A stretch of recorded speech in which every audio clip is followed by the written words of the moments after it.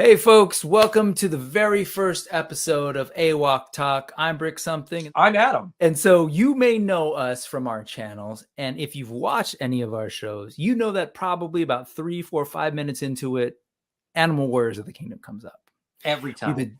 We've been doing it over and over and over again. And actually, fun fact, that's how we kind of connected the first time. We realized, you know what? Why don't we just create a space for us to talk about AWOK, hence AWOK Talk. This is our new show. We're going to be doing this regularly. We're going to have it both on Highly Articulated and over here on Brick Something. And it's going to be a mix of things. We're going to do episodes like this one that are pre-recorded. And then we'll do lives where we can actually engage with folks, hear what you have to say, answer questions. And likely along the way, we'll be having some special guests join us to talk about this amazing new toy line, amazing new IP. Let's do some AWOK talk. What are we talking about today? We're going to get into some lore. We're going to talk about some of the touching points in issue 1, the world building, really amazing exposition of plot. We could have done more, but there's so much in issue 1 that we're just going to limit it to issue 1, at least for this episode.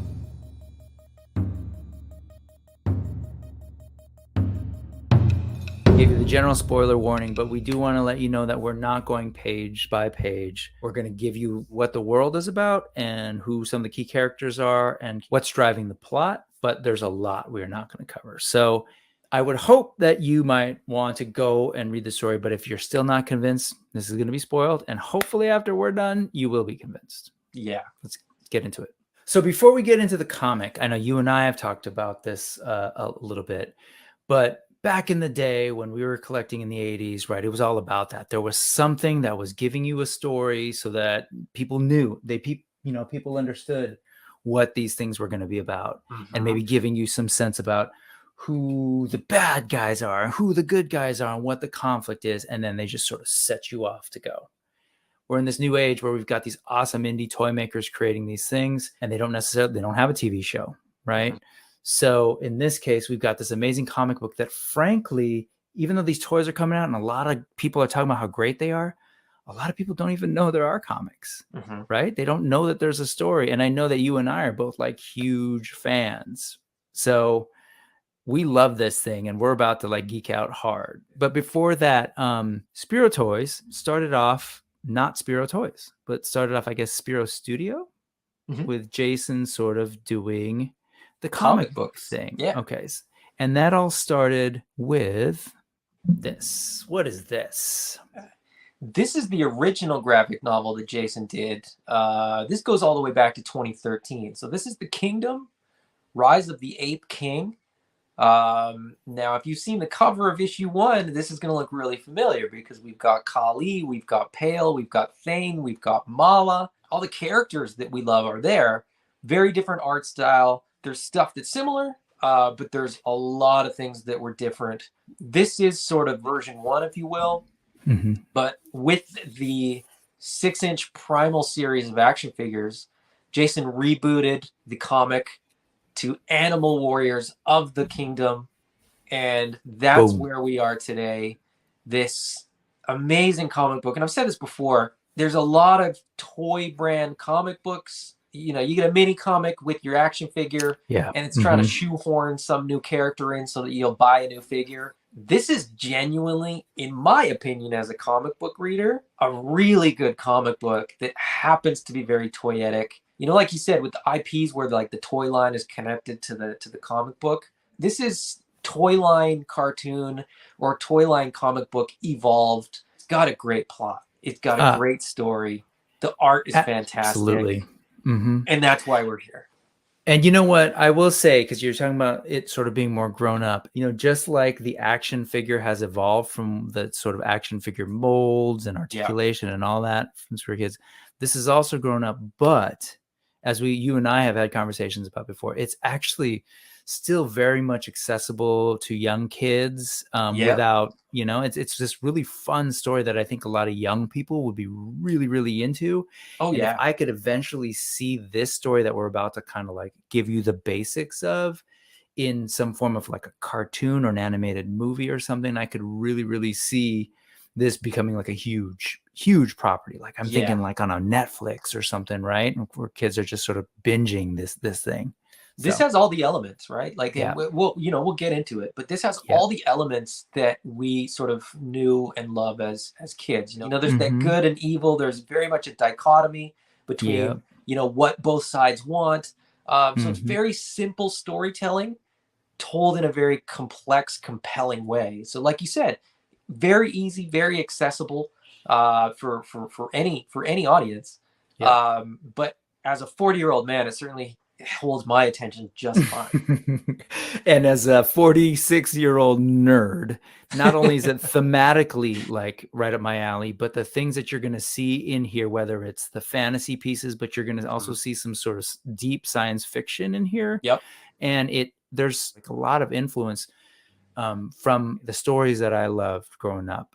Let's acknowledge the folks who are involved. The artwork in this thing is fantastic. Yeah, and I personally I love it.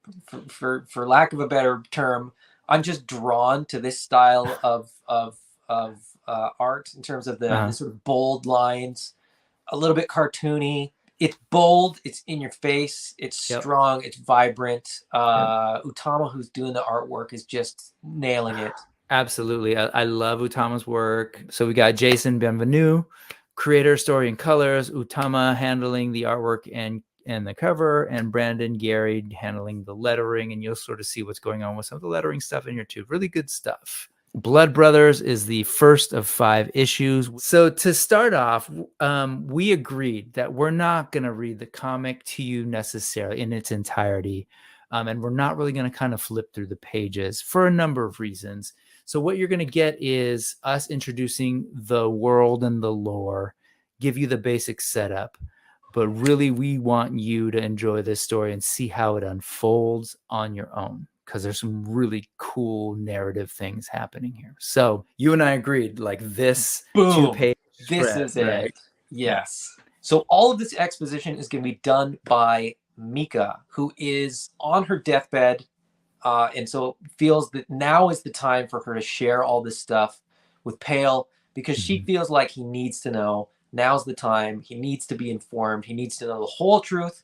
And so we, as the viewer, as the reader, also are privy to it. So here is that exposition. Come closer, boy. It is time you learned about your people.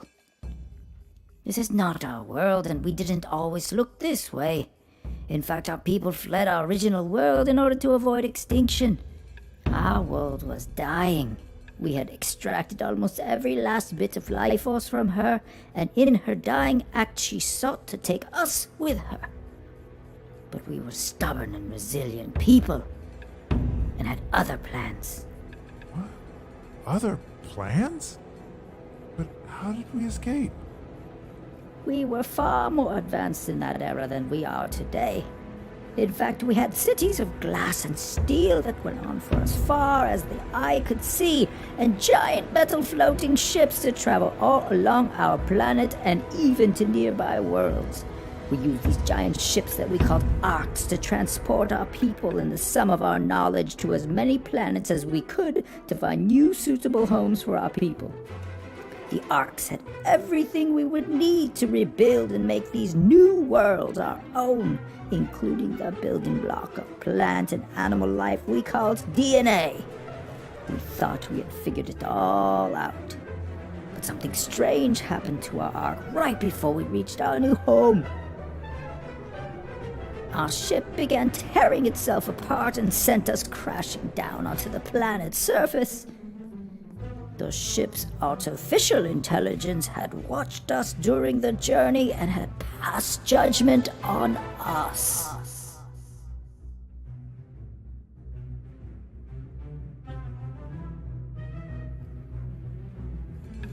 It remained in orbit and started altering us.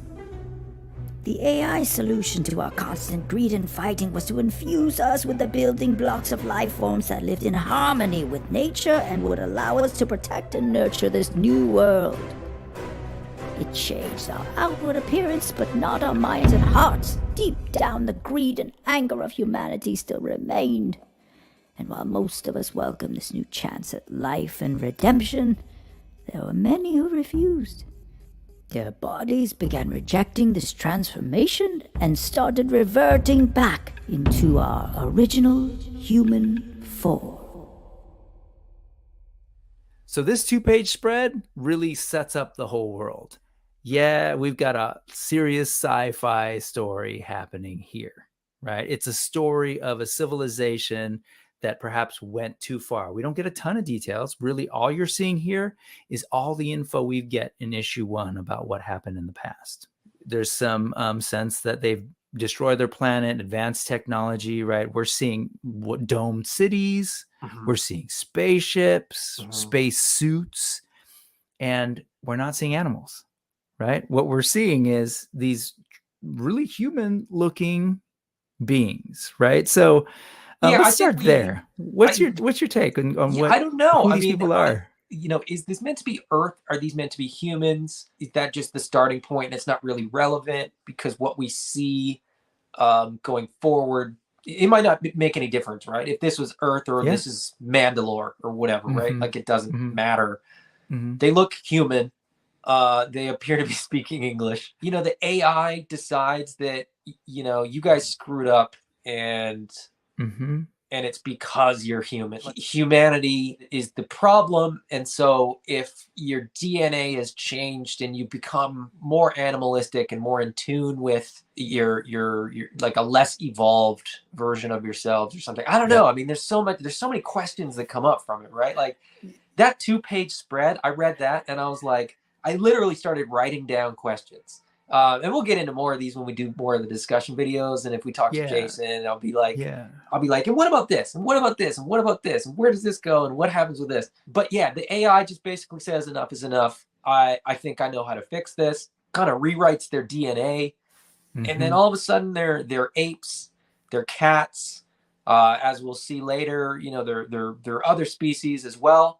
Just thinking, well, if I can eliminate the human from these people, and replace it with something simpler, maybe I'll be able to eliminate some of the problems that they had in the past. We will, of course, find out that that's probably not as simple as that. But well, I will also say, like, I really appreciate it because I'm sort of reading this comic book, and at a certain point, because again, I want folks to kind of explore it on their own, this 2-page spread happens and it just sort of casually sprinkles in. It's not like they were talking about AI a lot before this or we necessarily seen that. It's just like we're telling you the truth here of where we really are from. We didn't always look like this. We had ships, we traveled the stars, we ruined our original planet, so we had to go elsewhere.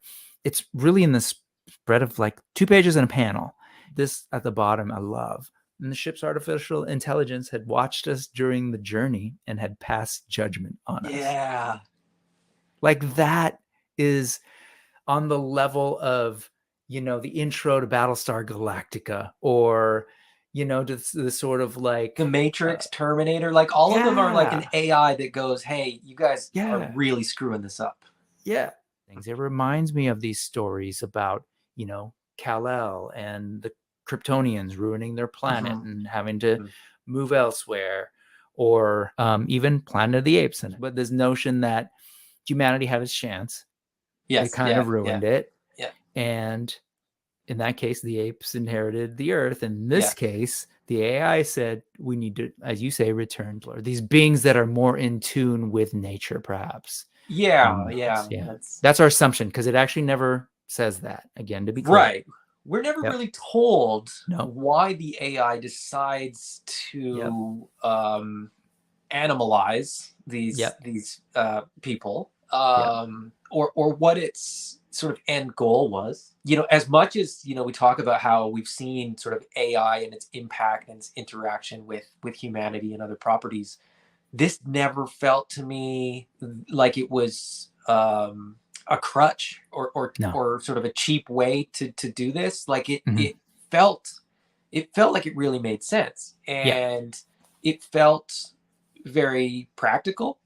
Like if there's a level of technology that has AI and interplanetary travel, why couldn't it manipulate DNA? Like I said, if this is all we ever learn, I'll be happy, but I definitely have questions. I just want to take a look at this too, because I do think it helps pretty quickly give us a sense in that first book of what the sort of parameters are of the world, right? We start off in this comic seeing talking humanoid animals with swords and axes, right? And they're brawling. And then we get to this part and all of a sudden high tech, right? So all of a sudden our understanding of what left and right is really shifts. And I love Yes. that. Yeah. And when I look at these, I'm looking at the spacesuits, Mhm. right? And I can't help but wonder, are we going to get more of this, right? Mhm. And what happened to all this tech? And we see a little bit of it as the story unfolds, but just want to throw this out there that like it's such a cool carrot to make me want to go like, yay, what else is going to happen in the story? So, I mean, yeah, absolutely, and we'll get into it a little bit further, yeah. a little bit later on. But I mean, really, in this issue, without getting too deep in it, because again, I think it's a discussion thing for another episode or sort of another time. But we're introduced to different tribes, right? Mhm. And you have on one end of the parameters, right? Yep. You have Cunar, and the Cunar living sort of within nature, and it seems very idyllic. They're in the Mhm. trees in the jungle, and then you have on the other side the Horde, which is technology and steel and concrete, and so Mhm. there's still both ends of that spectrum Yep. in play. That's always going to be a fun mix and a Yep. fun thing to kind of explore. So Now that people sort of have a sense of what this whole world is, let's start talking about key characters and sort of what the dynamics are. Where's the conflict? Where's the story? And that brings us to the end of her telling her story. yeah, And so here we see this little introduction. Kali and myself are all that remain of that first generation. He and his scientists have been making clones of himself over and over again to weed out this human regression. I just want to just right there. Again, we went from AI, you digested it, the whole planet. Oh, by the way, clones. yeah. I'm curious, how did that hit you when you saw that? Because it's a lot Yeah, pretty quickly. absolutely. Man, like I said, I was writing down questions. First read was probably the most, jaw-dropping read.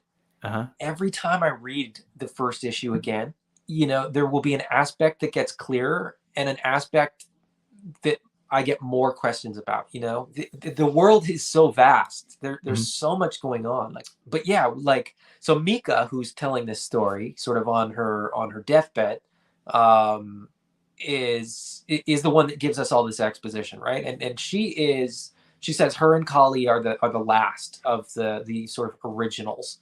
Um, she's very old. She's on her deathbed.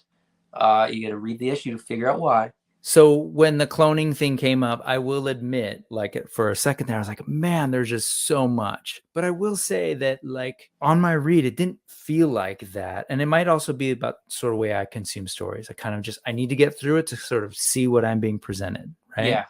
But like really, I really feel like, hey, this is a cool mix of things. And I am kind of curious where this is going.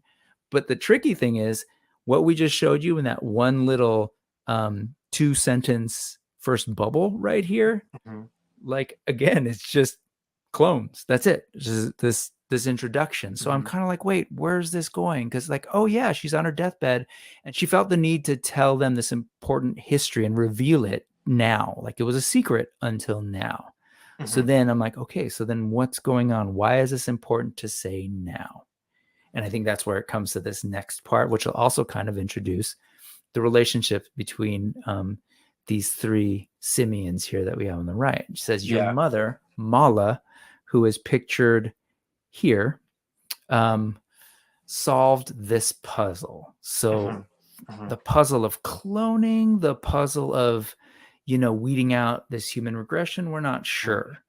But yeah, it's still a bit ambiguous. So before we go on to the rest of the dialogue that's on this key panel, let's talk a little bit about who these characters are, because they really are sort of the core of what Yeah, becomes our yeah. protagonists. So who we got here? On the bottom row there, we have Thane, big thick boy, Pale, who is by and large the main protagonist, and then Mala. So they are father, son, mother, in that order again, left to right. So yeah, that's the family. That's the royal family, right? So we didn't Yeah. really talk about that. So there are kingdoms, right? Hence the animal warriors of the kingdom, but there are sort of separate houses, I should say, right? It's a sort of feudal kind of society. And so these folks are living in Cunar. You want to tell them a little bit about that and sort of like what their roles are in that society? Yeah, so Cunar is kind of the ape kingdom. So we see, you know, gorillas like Thane, chimpanzees like Pale. There's an orangutan. You know, there's just other monkeys and other such species. They live in the jungle. It's like tree houses and tree forts, and it has kind of an Ewok village kind of a vibe to it. But they seem to be a little more primal, for lack of a better word. They seem to be very peaceful. They're warriors, don't get me wrong. Yeah. But it seems to be a kingdom that is at peace when we sort of first meet them. Thane is effectively like the leader of the house. I actually don't remember. They don't actually give him a title like king or anything, right? No, they don't. And don't. And it really is led by Mala. And Thane is sort of the you know, the king by default. He's sort of the general. He's sort of the leader of the army, at least. But Mala seems very much to be the leaders. You know, it's kind of interesting in that respect too, that they're led by a woman. And so him being the son, really early on, you sort of see him grappling a little bit with the notion of coming into leadership and coming into this role, while some other things get revealed. And let's get to that. On Mika's deathbed, she mentions your mother, Mala, solved this puzzle. So the question right away is like, well, wait, what role did Mala have to do with Kali? And then also made it seem like, oh, Mika had a relationship with Kali. Yeah, what's the connection? Yeah. And I have the Kali action figure. And if you look at Mika, she's really old. She's on her deathbed. And according to what we had just looked at earlier, she and Kali are all that remain of that first generation of people who arrived to the planet. Yeah. So something's going on there, right, as far as age goes, because Kali's looking good for his age. And we get the reveal. Your mother, Mala, solved this puzzle, but refused to let Kali have you. So Mala, it seems, was working with / for Kali at some point.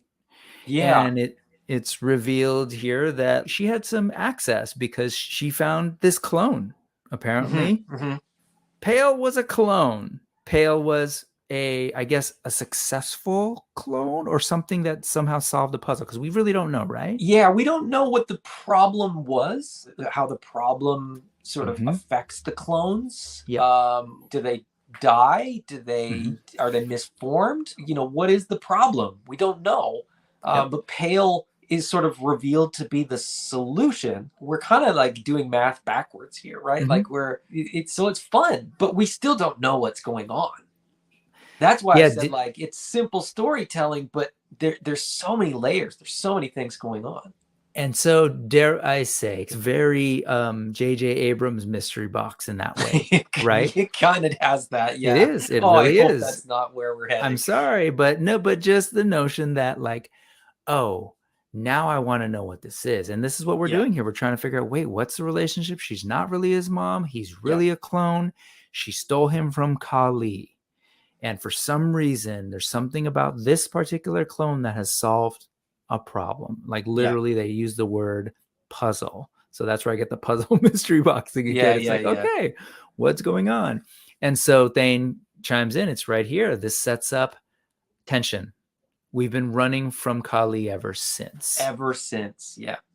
or pale, the heir apparent and young being that he is in this tradition of young adult fiction, centering things on a person's sort of coming of age story, coming into themselves, figuring out their identity and their role. This is perfect. So I'm Kali. So he's fixated on this. Wait, did you just say that I'm not, my own being, that I'm essentially a clone? And he struggles with this.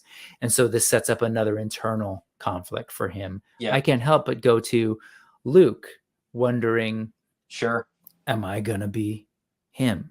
Yes. Rey wondering, am I going to be Palpatine? Right? So right away, there's all this like new tension being introduced into that world that we just spent some time understanding. And it's a great ride. It's so good. It's so good. So that becomes our sort of good guys. So now the question is, well, where do we go from here? Mika's giving us this exposition.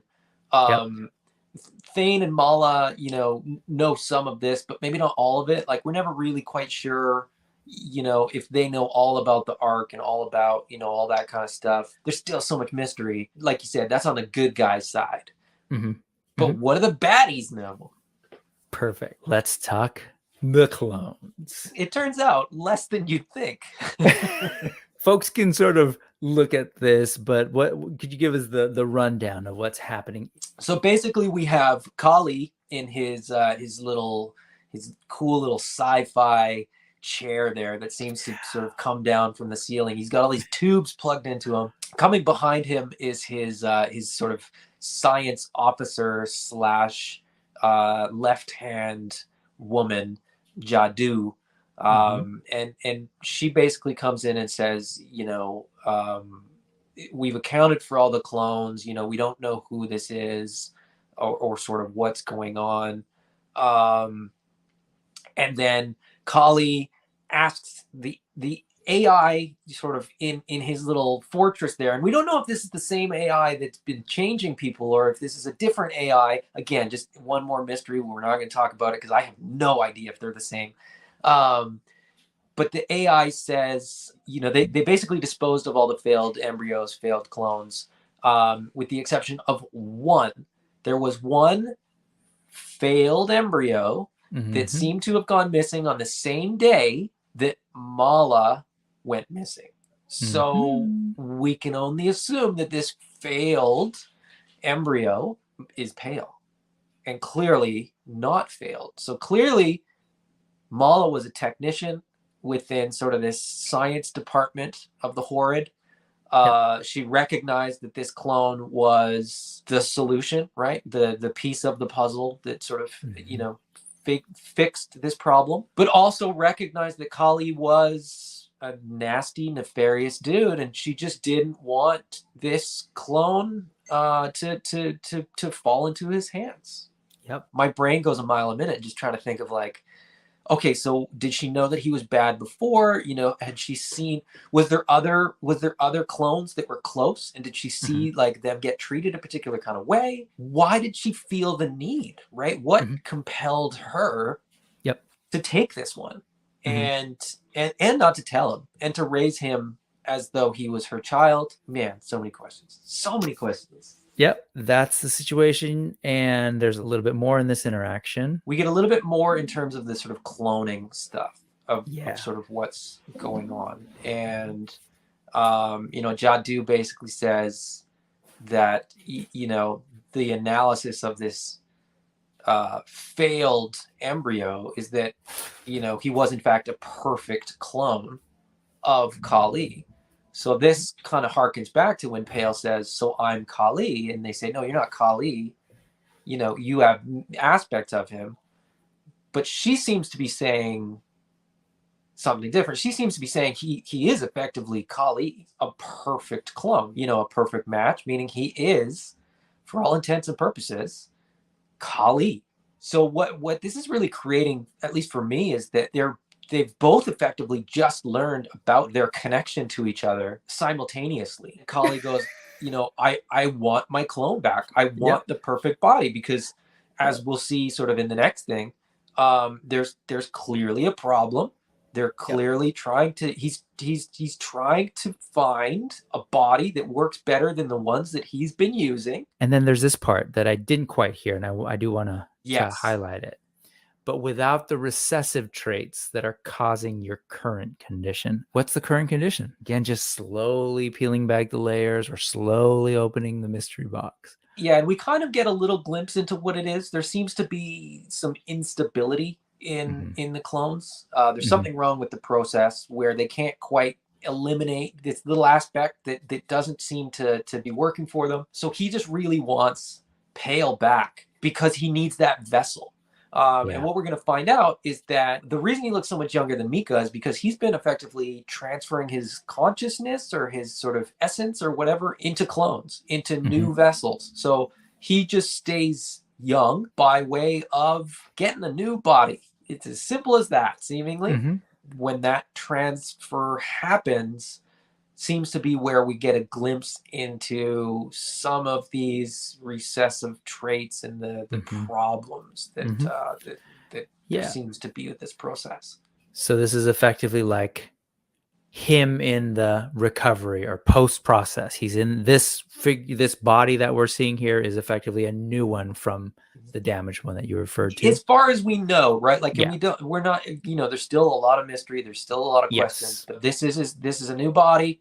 And the consciousness or the essence or whatever it is takes a minute to kind of sync up with the body, and there's a bit of pushback. There's a little bit of, like I said, instability. There's something about the physical aspects of this. Right. So he's clearly frustrated, right? Because it's something is not working, and they have this conversation. He says, "Whatever it is, I'm running out of." Has some kind of seizure or like his eyes, right? And so we start to see him fall over. He's telling her like, go find me Pale, find me the solution to whatever's happening, right? He starts to freak out a little. She's like, can you just control it a little longer? And there's something about this wording right here. Can't hold him off much longer. Before I move on, how did you take that? Honestly, I had no idea. Like I said, first read, I was just like, what is that? Who is he holding off? Like, what is he holding off? There's like a Jekyll and Hyde thing going on here. Kind of not sure like who he's talking about or what he's talking about. She seems okay with all of this, right? It's that's like the other thing. It feels like she's been there every time this has happened. Exactly. And this is not a surprise to her in any way. I genuinely didn't know what to think. And I will admittedly say that I completely misinterpreted this last little bit until somebody pointed it out to me, and I took a second look at it because I didn't realize what I had seen the first time around, and it was after I read it again that I realized the big thing here. As you sort of teased, there's this next bit that you said you missed. I don't know that. Like, I mean, I saw it, but didn't necessarily. It was still like, what is going on? And that's this. And you kind of talked about the relationship earlier. What I didn't hear was the idea of them being lovers either. Because again, tell me my love, right? Like, oh, what do you think of your true emperor? Yeah. And then we get this reveal that it's like it's a human face. Yeah, and I totally missed that. I thought I thought there was something more feral about him, and that was what I sort of got. And I didn't notice that kind of the eye structure and the nose structure was human. Yeah. So the instability is that, like, I can only presume that the AI was able to change everybody, but the clones sort of still retain, and presumably the other characters still retain their human DNA somewhere in there, and it's been like augmented or added to somehow. The human element sort of comes out in these clones. Fascinating. And the notion of what do you think of your true emperor? So again, earlier, if it's I can't hold him off, a third person, and now this, I'm assuming the way I read it now is like, now this is that person is coming back, right? He couldn't hold him off, so now it's here. it's like, hey, I'm your true emperor. On the sort of surface level, he's changed back to human. What does that mean? On the thematic level, it's again this struggle of like humanity's tendency maybe to overconsume or ruin the planet or whatever, right? That the AI was addressing. So there's some cool stuff going on, and it sets up this interesting problem for both Kali, for Pale, that still have their sort of recessive human genetics. To be interesting. Because I was just going to say that because he and Mika, they were actually this. They were human or humanoid or whatever. And they were changed by the AI the first time. And then presumably they had offspring, right? So like Mika had offspring, and I assume Thane or Mala, I'm not sure. A Thane, I guess, right? And so though they were born looking like apes or whatever. So that would be interesting to kind of see what does happen. Yeah, we don't know. We don't like, know. We don't know if it's like is there a metamorphosis? Is there something that can trigger it? Can all of them go back and forth? Is it sort of do his clones come out human and then they kind of jab him with something, or does the AI hit him with a ray gun and ape him back up, or like how does that work? Like what's that look like? When I sort of towards the beginning said that Cunar is like primitive. Well, in this frame, we basically get the impression that the humans are the primitives, and this version of these people is actually the evolved. They've gone past human, even though they've sort of gone back to animals. They've kind of gone beyond human, and we're sort of seeing like this conscious and subconscious, and like Kali is like the better version of his human self, whereas this guy comes out raging and just like I said, he just looks feral. Like he looks like an animal compared to the animals. Yeah. Oh, that's good. Crazy. Yeah. Okay, so that's the jumping off point for the action, really, right? Now it's a matter of, as Thane was pointing out, like we've been running from Kali ever since, or we've been hiding or whatever it is. Now, like Kali is coming to get Pale, right? That's what's going on. It's interesting because they knew what they had, but Kali didn't know what they had. Yeah. And so he really had no reason to like seek them out until now. Now our heroes put themselves on a quest, and this is essentially it. Here we see Mala breaking down what they need to do. Our only chance of surviving Kali is by reuniting with the other great houses, which really just opens up the world, right? This is the moment in the story when you realize, oh, not everybody is an ape. Oh, there's other houses.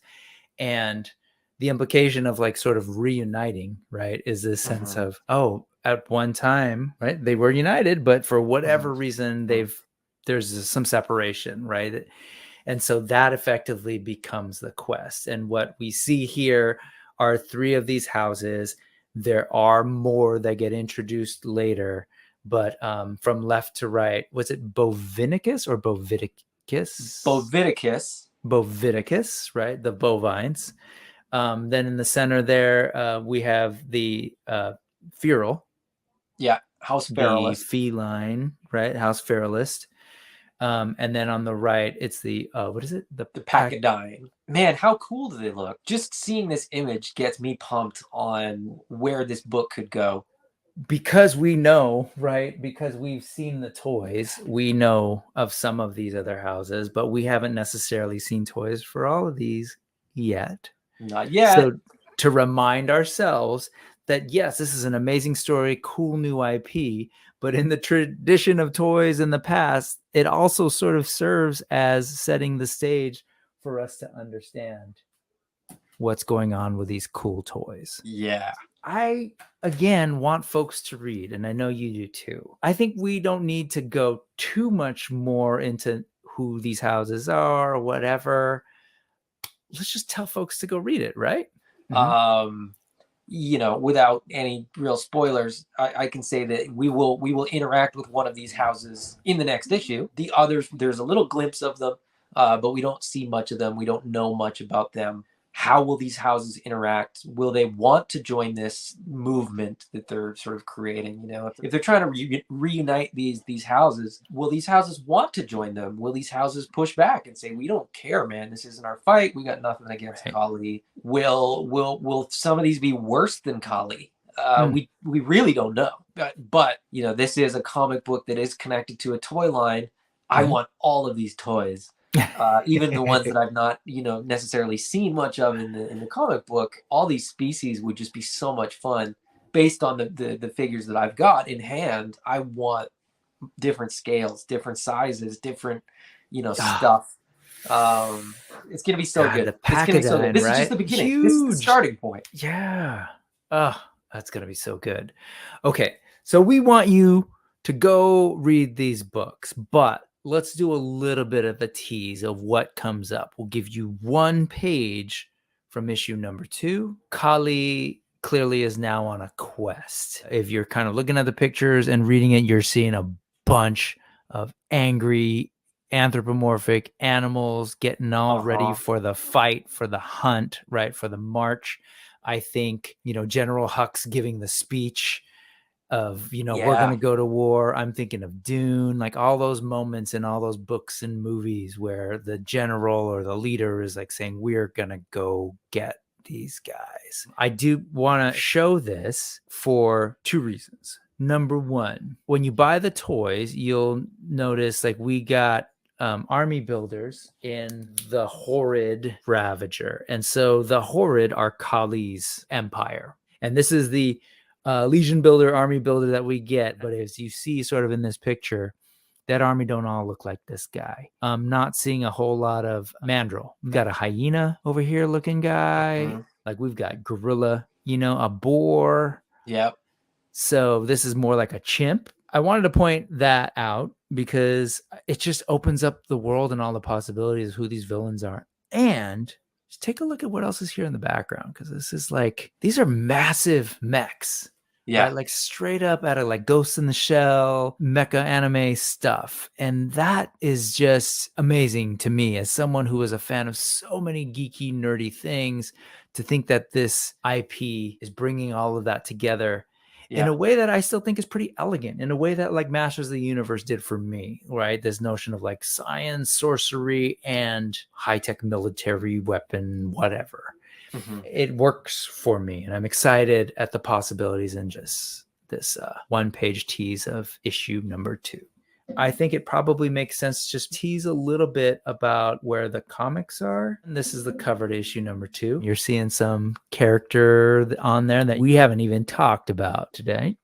A lot of people read issue 2 and fell in love with that character, that figure's character. And issue number 3. Yeah, that's such a great And if you're wondering, like, why do they look like that? Like, are those the same characters? And what is that thing they're fighting? Yeah. There is something in this story for all sorts of nerds, right? I think, and it doesn't at all feel like everything in the kitchen sink and just like kind of a mishmash. Like everything makes sense. There's a reason for all these things to exist, and it's exciting.